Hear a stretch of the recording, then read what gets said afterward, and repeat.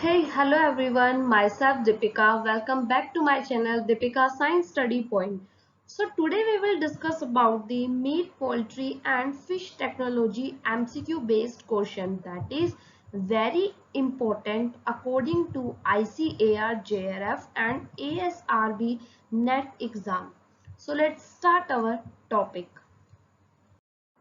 So our first question में ये कह रहा है हमें कि the tenderization of meat leads to the मतलब मीट की जब हम टेंडराइजेशन करते हैं तो क्या होता है। ठीक है, first option is softening of muscles, retaining the colour of meat, prevention of microbial deterioration या फिर ऑल ऑफ द अबव। ठीक है, so your answer is softening of muscles. ठीक है, जब हम मीट की टेंडराइजेशन करते हैं तो सॉफ्टनिंग हो जाती है मसल्स। ठीक है, सो ये क्वेश्चन नंबर सेकंड क्वेश्चन में बोल रहा है the sausages are classified basically on the basis of whether the meat is.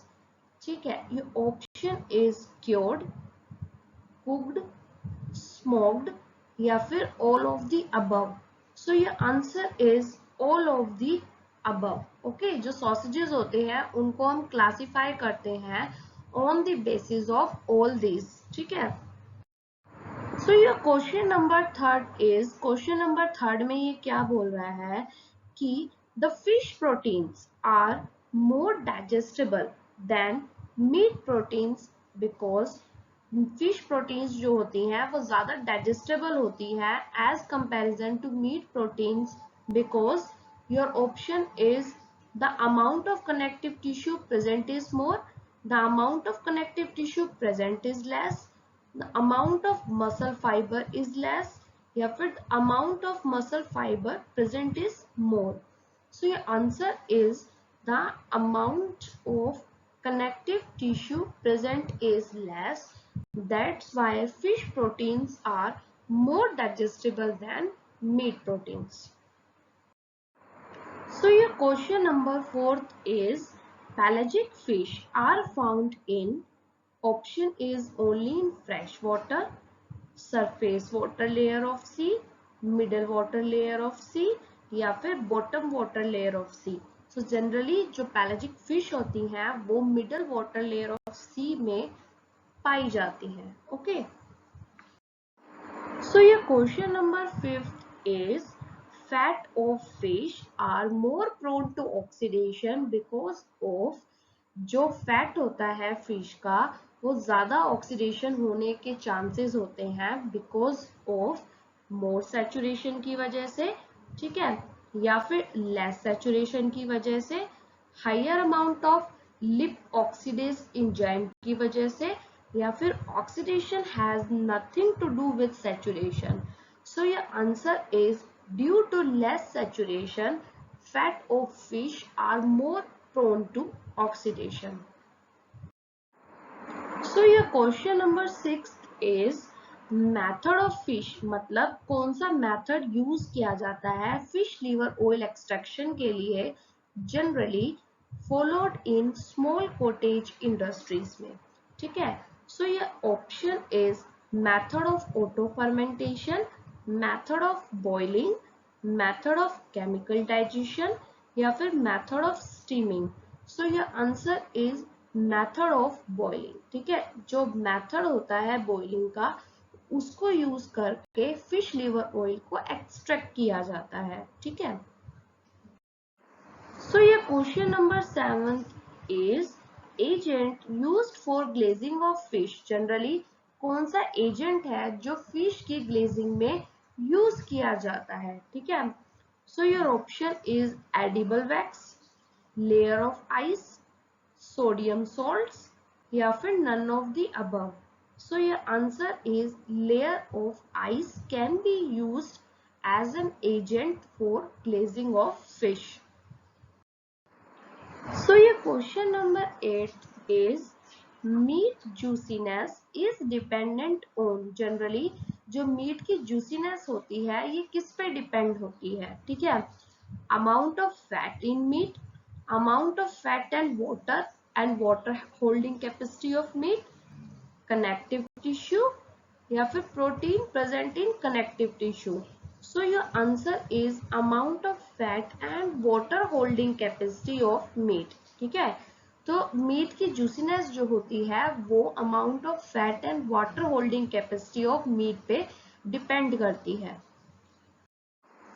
So question number 9 में ये बोल रहा है कि the shrinkage of meat is greater at pH. Generally जो मीट की श्रिंकेज होती है ये ग्रेटर होती है कौन से पीएच पर। ठीक है, सो ये option is 2.0 to 2.5, 3.0 to 5.5, 7.0 to 7.5 या फिर 8.0 to 8.5।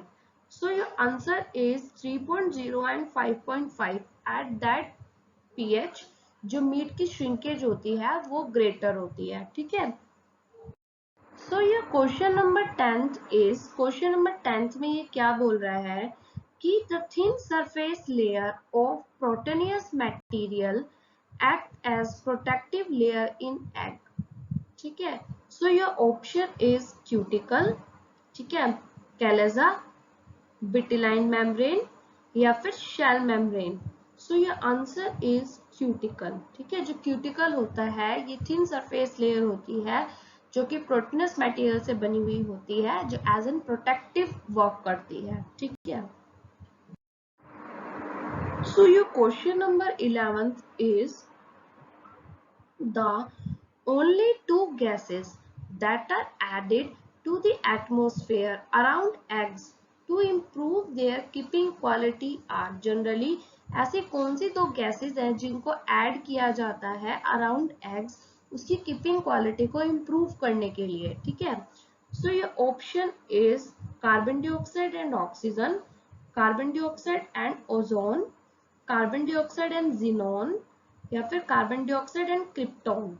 So your answer is carbon dioxide and ozone gases are generally used to improve the keeping quality of an egg.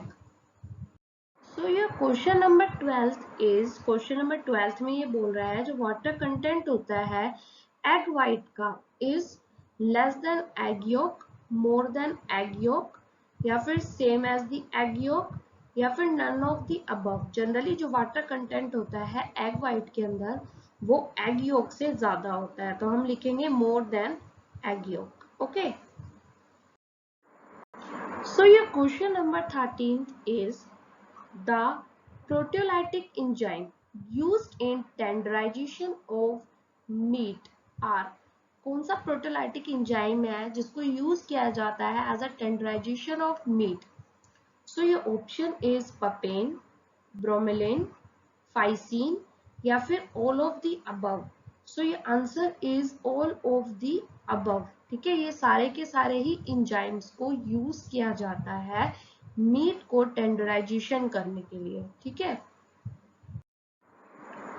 सो ये question number 14 is excessive coagulation of contractile protein results in. Generally अगर ज्यादा coagulation हो जाती है contractile protein की तो उसका क्या रिजल्ट निकलता है।